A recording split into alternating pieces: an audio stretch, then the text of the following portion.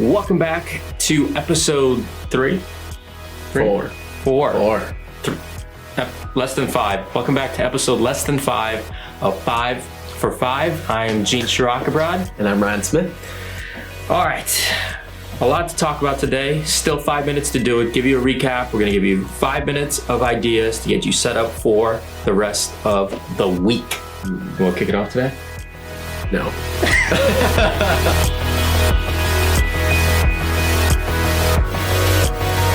Yes. So, my 5 for 5 idea for this week. Hold on. Oh, 5 no. minutes. 5 minutes. Jumping the gun. So, my 5 for 5 idea for this week that hits you from Monday through Friday involves breathing. Inevitably, when we bring up breathing into our classes or with individual clients or members or patients, there's a lot of sarcasm in the beginning. Well, of course, I already breathe, etc. like that, which always gets a laugh. Agreed. But it's something very easy, and at times can be something very profound and powerful for lots of people, right?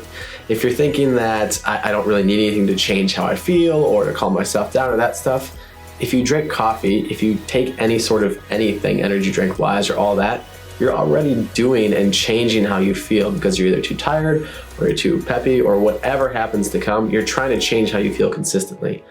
We are built with a system to help us achieve that, and that is breathing. Mm-hmm. So our theme for this cycle for our members is to how can breathing change how you feel or change the state that you're in, right? If you're too amped up, can it bring you down? If you're too not amped up, can it actually bring you up? And there's a host of ways to do that differently. Now, the science behind it and going into the deep physiology of it is very weird, and we don't quite know what's going on quite yet. But if you attempt it, it's something very easy that either works or doesn't work for you. Simply breathe in a certain way, one way or the other, to amp you up or down. Try it out. It's a very, very easy thing. It's an experiment. Mm-hmm. We're not saying it'll work for everybody. We're not saying it'll be the holy grail. But if you can change how you feel by simply breathing in a different way, give that 30 seconds to 3 minutes of your life daily and see how it helps you change the way you feel about certain things throughout your day and manage everything from being too amped up to not getting amped up enough. That's good. And the distinction being it's purposeful breathing. It's not just autonomic breathing, which is normal daily function. It's like meditation, mindfulness, it's CO2, because there is a lot of science behind that. Mm-hmm. Very cool. Good. 2.5 minutes. A little bit less. Nice. You talk more than me anyways. That's true. That is fact. What I want to talk about is going to sound weird coming out first, but hear me out for 2.5 minutes. It's swinging too far into positivity, and we do this as well. We need to get better at this ourselves because we encourage a positive environment. We encourage for people to look at the positive side of things, and it happens often that we hit ourselves with a lot of negativity, right? Life is hard, situations are hard. People are living very tough lives, or people are living through tough events, I should say. And it's very easy to go down that path of negativity because our brains are also wired that way, because that's a survival instinct. That's 100,000 years of survival, of genetics bred into us. So it's very hard because our brains are wired that way.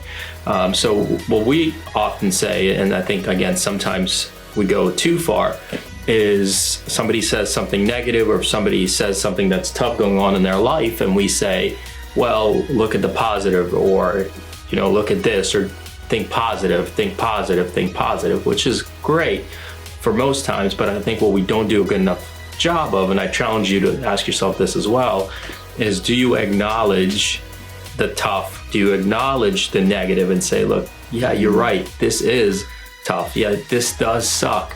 You're right. I could see how you going through this would make you feel the way you do. Let's go forward in a more positive way, or let's go forward in a different way, or just leave it at that and say, yeah, you're right. And then come back when the person's ready or when you're ready. Give yourself the opportunity to experience and live through that, not dwell on it, not stay there. But in that moment, acknowledge that the reality of it, yeah, it does suck, or that is a negative, and that's okay. That's normal. And then we'll get to the positive eventually. So I think sometimes we ignore it, and we kind of sweep it under the rug instead of saying, because sometimes it's tough to say, yeah, that is hard. That is a negative. A lot of times it's easier to say, just be positive. Look at look at all the good things going on.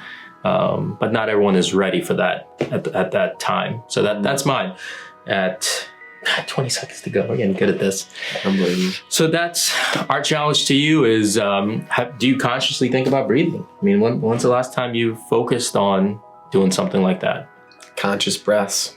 You train it, right? Your diaphragm's a muscle. It can become utilized in a way that becomes more effective. And then mindset-wise and positivity, do you acknowledge to others, yeah, you're right, that does sound tough? Or do you just go, just be positive, especially if you're more positive person, period. Positive person, period. PPP. PPP. All right, anything else? Yeah, sounds about right. 5 for 5. Thanks for tuning in. We'll catch you again next week. Leave us a comment. Let us know your thoughts. Subscribe on YouTube. If you follow us on Facebook, check out @RechargeXFit. And then all our videos are on our website as well under Gallery. Go to www.rechargexfit.com. Catch you again next week.